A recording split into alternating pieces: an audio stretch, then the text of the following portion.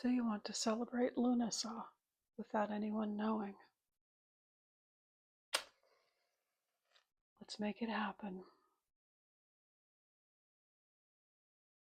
Lughnasadh is traditionally celebrated on August 1st, and it marks the first harvest of the season. I'm going to show you some traditional symbols of Lughnasadh, and then we will talk about what to do with them.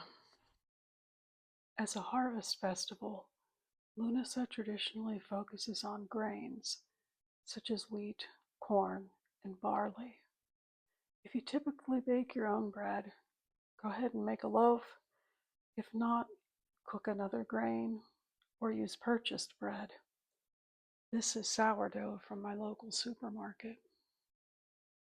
As a celebration of earth and sun, the colors of the season are earthy greens and browns and sunny yellow and gold.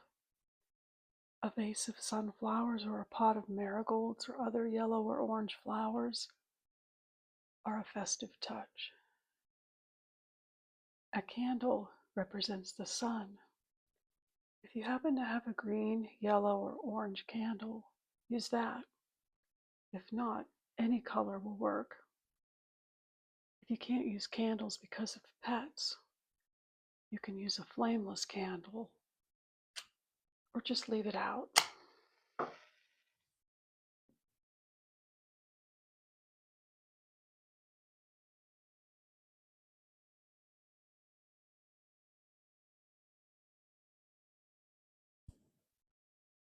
Bees and honey also represent the sun and are symbols of Lughnasadh. I like to include honey because I appreciate that it also represents abundance and sweetness. Do you own any clothing in green, brown, yellow, or orange? If not, choose something that feels earthy or sunny to you. Your journal. Use your everyday journal. You don't need a special grimoire, just a place to record your thoughts. Herbal tea is a wonderful choice, and chamomile is especially good because it's a sunny flower. But any herbal tea will work, something warm and comforting. As a harvest celebration, Lughnasadh is a time of harvest not only for grains, but also for fruits and vegetables. Some traditional fruits for Lughnasadh are peaches and blackberries. I also recommend including a local native fruit or vegetable to honor the land that you live on and the ancestors of the land. I've chosen prickly pear fruit. If you know where your ancestors lived, do a little research and find out what fruits and veggies are in season there. See if you can find any of those foods locally. I'm including blueberries to represent the current harvest in Eastern Europe, where many of my ancestors lived. I'm a big fan of using what you already own for rituals such as this.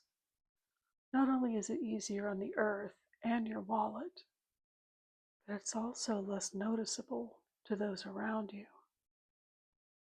If you come home with a haul of flowers, candles, and clothes, all in the same colors, people are going to wonder what you're up to. For your feast, I recommend making a trip to the farmer's market, where you can find everything locally grown or handmade. But if you have only access to a chain grocery store, that's fine too. Everything I have shown you here are just ideas of what you might wish to include in your ritual. They're just options. Substitute or leave out any that don't work for you or anything that you don't have access to.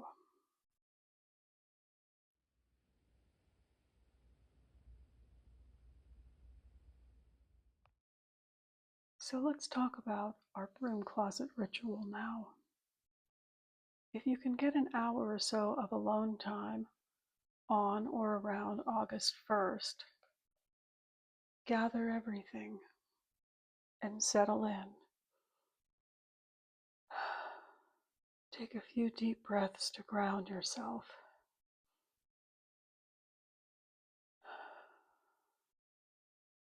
Visualize a protective bubble around you, repelling any negative energy. And when you're ready, take up your journal.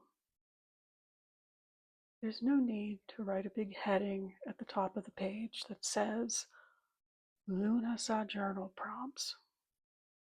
Just write the date and do your journaling. We're leaving no clues, remember? In your journal, write about 3 good things that came into your life this year through your own skill, work, and sacrifice. They can be anything, big or small. For each one, describe the challenges, the rewards, and any lessons you learned on the journey.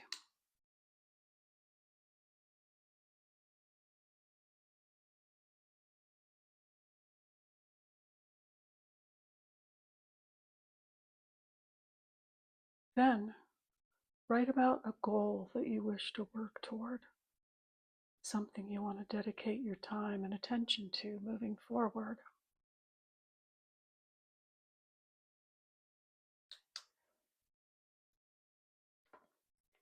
After you complete your journaling, hold in your heart a feeling of satisfaction in your accomplishments, gratitude for your abundance, and determination to meet your future goals. With your journaling complete, it is now time to enjoy your feast. Add a little honey to your bread if you wish, to your tea if you wish, and slowly, mindfully, savoring each bite,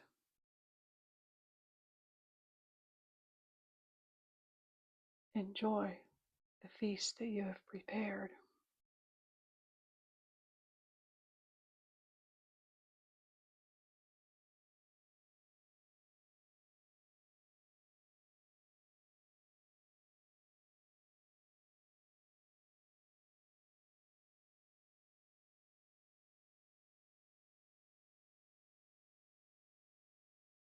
When you're done, say a gratitude, such as, I'm thankful for the abundance of the season. I'm thankful for the strength, skill, and wisdom that I have gained. May I move forward with dedication to what truly nourishes my soul. If you are unable to get alone time to do a ritual like the one I just demonstrated, you can spread all of these things over several days. We might collectively observe Lughnasadh on a particular day, but we are really celebrating a whole season that's about 6 weeks long. There is no hurry. The most important thing is to be mindful and intentional. So one day, mindfully and intentionally, buy a bouquet of flowers and arrange them in a vase. Another day, mindfully and intentionally, enjoy a bowl of seasonal fruit. One day, mindfully and intentionally, light a candle. One day, mindfully and intentionally do the journal prompts. And one day, mindfully and intentionally enjoy bread with honey and a cup of herbal tea.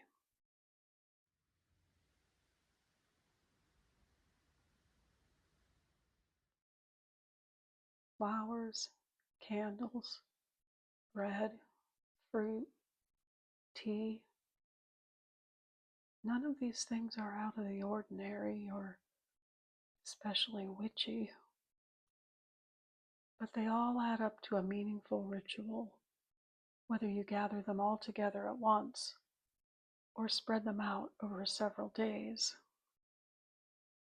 Lughnasadh is ultimately a celebration of sun and earth, harvest and abundance, effort and reward, both large and small. Carry this energy into the coming weeks, and your broom closet Lughnasadh ritual will have been a success, even if nobody knows about it but you.